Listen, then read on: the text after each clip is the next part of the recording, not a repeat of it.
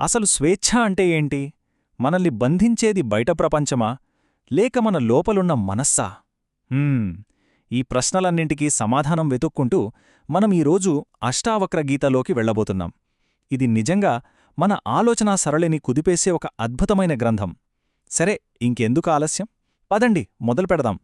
ఒక్కసారి ఆలోచించండి. ఒక పెద్ద గుంపులో నిజంగా జ్ఞానోదయం పొందిన వ్యక్తిని మనం గుర్తించగలమా? వాళ్ల నడకలో, మాటలో ఏదైనా ప్రత్యేకత ఉంటుందా? ఈ ప్రశ్నతోనే మన ఈ ప్రయాణం మొదలవుతుంది. అవును కదూ. జ్ఞాని అనగానే మన కళ్ల ముందు మెదిలే రూపమేంటి? ప్రశాంతంగా, ప్రపంచానికి దూరంగా ఎక్కడో హిమాలయాల్లో కూర్చుని ధ్యానం చేసుకునే ఒక యోగి. కాని ఇది నిజమేనా? కాని చూడండి, అష్టావక్రగీత మన ఈ ఆలోచనలన్నింటినీ తలకిందులు చేస్తోంది. దాని ప్రకారం ఒక ఆత్మజ్ఞాని మౌనంగా ఉంటే వాళ్ళెవరో ఎవరికీ తెలియదట. ఒకవేళ వాళ్ళు మాట్లాడితే విన్నవాళ్లలో కొందరు నమ్మొచ్చు, కొందరు నమ్మకపోవచ్చు. అంటే వాళ్లని గుర్తించడం అంత తేలిక కాదన్నమాట. అయితే ఇది మనని ఒక చాలా ముఖ్యమైన ప్రశ్నకు తీసుకువస్తుంది. ఆధ్యాత్మిక స్వేచ్ఛ అంటే ఉన్నవన్నీ వదిలేసి భౌతికంగా పారిపోవడమా? దీని గురించి అష్టావక్రుడు ఏమంటాడో చూద్దాం. అష్టావక్రుడి ప్రకారం 2 రకాల మనుషులు బాధపడతారు. ఒకరు రాగి, అంటే ప్రపంచాన్ని, బంధాల్ని గట్టిగా పట్టుకుని దానివల్ల వచ్చే సుఖదుఖాలతో బాధపడేవాళ్లు. ఇక రెండో రకం విరాగి, అంటే అబ్బే ఈ ప్రపంచం వద్దు బాబోయ్ అని పారిపోయి అలా పారిపోతున్నాననే బాధతోనే సతమతమయ్యేవాళ్లు. అంటే రెండూ చర్యా ప్రతిచర్యలే అన్నమాట. మరి సరైన మార్గం ఏది? అదే వీతరాగి మార్గం. వీళ్ళు ప్రపంచంలోనే ఉంటారు, కాని ప్రపంచం వాళ్లలో ఉండదు. వాళ్ళు దేనినే పట్టుకోడానికి ప్రయత్నించరు, అలా అని దేని నుండీ పారిపోరు. దీన్ని వివరించడానికి ఒక అద్భుతమైన ఉదాహరణ ఉంది. అదే తామరాకు ఉపమానం. తామరాకు నీటిలోనే పుడుతుంది, నీటిలోనే పెరుగుతుంది. అయినా ఒక్క నీటి బొట్టు కూడా దానికంటదు. నిజమైన జ్ఞాని కూడా సరిగ్గా అంతే. ప్రపంచంలోనే ఉంటారు, కాని ఏదీ వాళ్లను అంటదు, ప్రభావితం చెయ్యదు. ఈ సూత్రాన్నే మరింత బాగా అర్థం చేసుకోవడానికి మూలగ్రంథంలో ఒక చిన్న కథ ఉంది.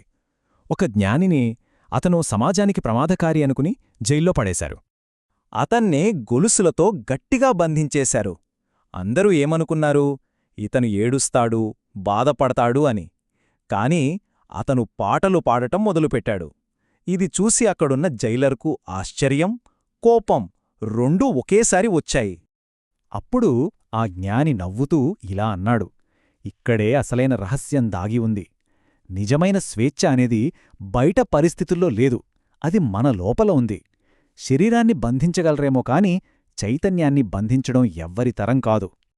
ఓకే, బయట ప్రపంచం మనల్ని బంధించలేదు, సరే.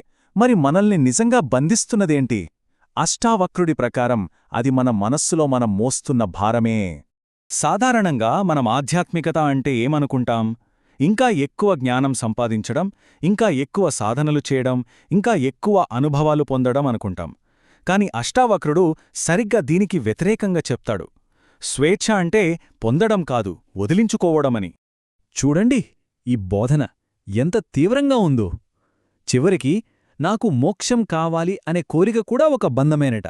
ఆ కోరిక కూడా దుఃఖానికి కారణమవుతుందని అంటాడు అష్టావక్రుడు. సరే, మరి వేటిని వదిలేయాలి? ఏవి మర్చిపోవాలి? మొదటగా సమాజం ఏమనుకుంటుందో అనే భయం. తరువాత మనం కష్టపడి సంపాదించిన జ్ఞానం, చదివిన పుస్తకాలు, ఆ తర్వాత మనం చేసిన పూజలు, సాధనలు, మనం గుడ్డిగా నమ్మిన శాస్త్రాలు. అన్నిటికన్నా ఆశ్చర్యపరిచే విషయమేంటంటే చివరికి మనమెంతో విశ్వసించే మన గురువుని కూడా మనసులోంచి తీసిపారేయాలి.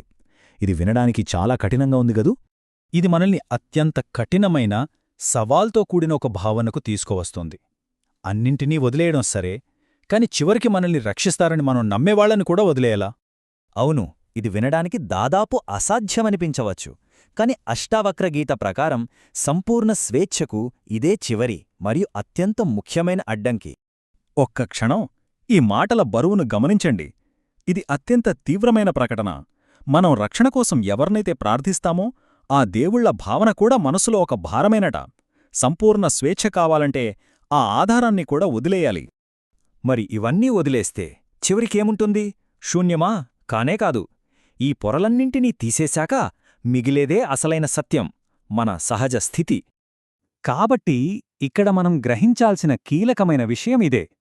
ఆత్మజ్ఞానం అనేది మనం కొత్తగా సంపాదించుకునేది కాదు, అది మన సహజ స్వభావమే.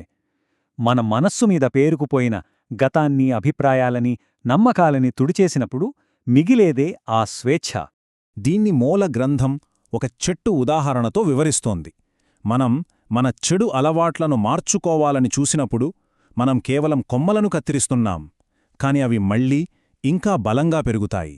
కాని జ్ఞాని ఏం చేస్తారంటే నేరుగా మనస్సు అనే ఆ చెట్టు మూలానికే చైతన్యం అనే నిప్పు పెడతాడు. అప్పుడు మొత్తం చెట్టే కాలిపోతుంది, మళ్ళీ మొలకెత్తే అవకాశమే ఉండదు. ఈ అంతిమ స్థితిని సర్వవిస్మరణ అని పిలుస్తారు. అంటే సంపూర్ణంగా మర్చిపోవడం. నిన్న ఎవరో అవమానించారు, మొన్న ఎవరో పొగిడారు, ఈ విషయాల నీడ కూడా మనస్సులో మిగలదు. మనస్సు ప్రతి క్షణం తాజాగా, పూర్తిగా వర్తమానంలో ఉంటుంది. ఈ మాటలు మనకు ఒక హెచ్చరికలా వినిపిస్తాయి. గతాన్ని మోయడమనేది ఒక నిరంతర దుఃఖమని, నిజమైన శాంతి కావాలంటే ఆ భారాన్ని సంపూర్ణంగా దించుకోవాల్సిందే. ఒక్కసారి ఊహించి చూడండి, గడిచిన కాలం యొక్క భారం, భవిష్యత్తు గురించి ఆందోళనలేవీ లేకుండా కేవలం ఈ క్షణంలో ఒక స్వచ్ఛమైన, ప్రశాంతమైన మనస్సుతో జీవించడం ఎలా ఉంటుంది? ఈ ఆలోచనతో ఈ విశ్లేషణను ముగిద్దాం.